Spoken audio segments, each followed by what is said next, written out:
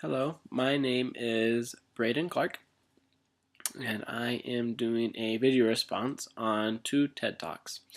The first TED Talk is Cheryl Wadoon's TED Talk and Hans Rollins' TED Talk.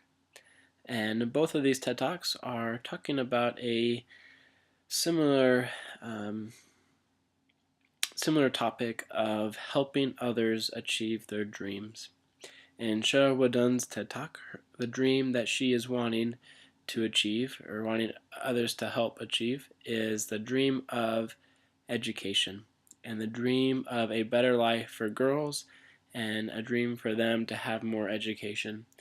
In Hans Rollins' TED Talk, he is talking about a dream of helping the 2 billion people who are under the poverty line, which means they are living on under $2 a day, overcome that.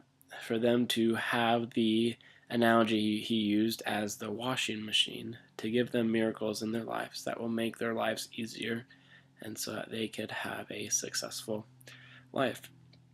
In Cheryl Wadoon's talk, she talks about China and how she gives a situation of a young girl named Diamond Ju, who, when she was in the 6th grade, she was told that she could no longer go to school by her parents because the $13 that it cost to go to school was too much, and that she needed to go and work in the rice fields, and that would be a better situation for her and her family.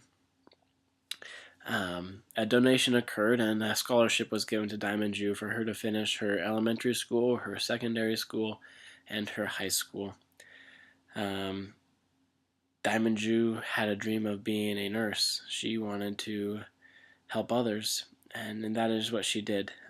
She graduated from high school and she went to college and learned more, and through all this she was able to get herself out of this cycle, and she was also able to help her family out of this cycle. Michelle Wadoon used this example to show one of the central moral challenges she believes of our time period, and that is gender inequality. And she gave statistics of there's more males than females in the world, and this is because there's 60 million to 100 million women and girls and females missing because of abductions, or from abortions, and being underfed, that this has contributed to a loss in the female population. And I think this is a real problem in the world today. Sometimes it's hard to see this problem just in the United States, that we don't, or I don't see it as much on a daily basis, but this is definitely a problem in the world, that women and men are not put on equal playing fields. And I think this is so important just because what we learn in the gospel, what we learn in the temple, what we learn in marriage is that men and women are equal. They're different, but they're equal. We'll have different roles no matter no matter what we do, we will be different, but we are equal. And I think that's what the world needs to see as well, that we are different. Men are going to do different things than women. Women are going to do different things as men. But we should be given the same opportunities, the same rights, the same freedoms, and the same respect, and seen as equal in value, because that, I believe, is how God sees us as well. The second moral challenge in the world today is poverty and education.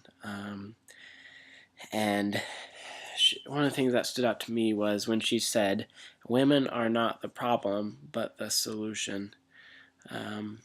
Right now we're making women the problem by not helping them get their education, by not helping them contribute in society, and that is making them the problem. But if we change that from them being the problem to the solution, they can help solve greater problems. They can help solve problems of family, and other things in government, in business, and family relations. They can help us solve those problems.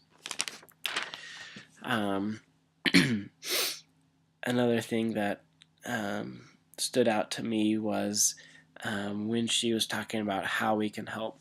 And she said a little help can help a lot. That she gave experiences of how $13 or $120 or $300, which is not a lot to us in America, changed someone's life. That investment triggered great things. And she talked about how individuals together can make huge impacts, and that really resonated with me because I think as we go about solving global problems, whether it's poverty, education, gender inequality, whatever it may be, that it needs to be a united effort. That individuals who are passionate and who care about the same things can join together as a team and get a lot more done than if they were individuals. Um, and she spoke about something that in the gospel we know is true, and it's how once we have been supplied our needs, how do we increase our happiness? And she gave two things. She gave contributing to something bigger than yourself and um, serving. And those two things help us literally increase our happiness, that by doing those things, our joy and our happiness will increase more than any other thing. And now going to Hans Rolling's TED Talk. He gave a few numbers about energy source and usage, and this energy usage he explained how a seventh of the population, so a seventh of the richest people in the world, use more than half of the energy. And he talked about how two things need to occur: population growth can help, and economic growth. And he talked about how people now have time, if we are able to increase the energy use of the 2 billion people who use very little energy, that don't even have washing machines, that don't have electricity, that if we help them have those things, that they will have time to do other things.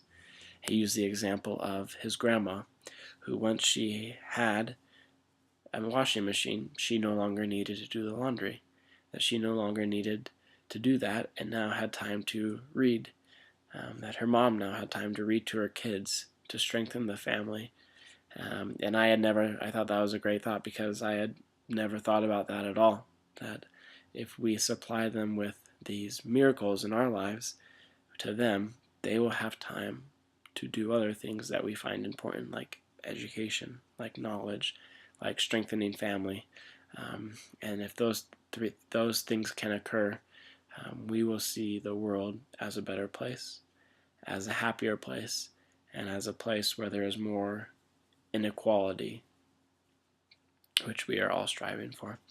Overall, I think the message from these two video presentations was that we can make a difference, that there's people out there in need, there's people out there who have way less than us, and there's people out there who just a little help will help a lot.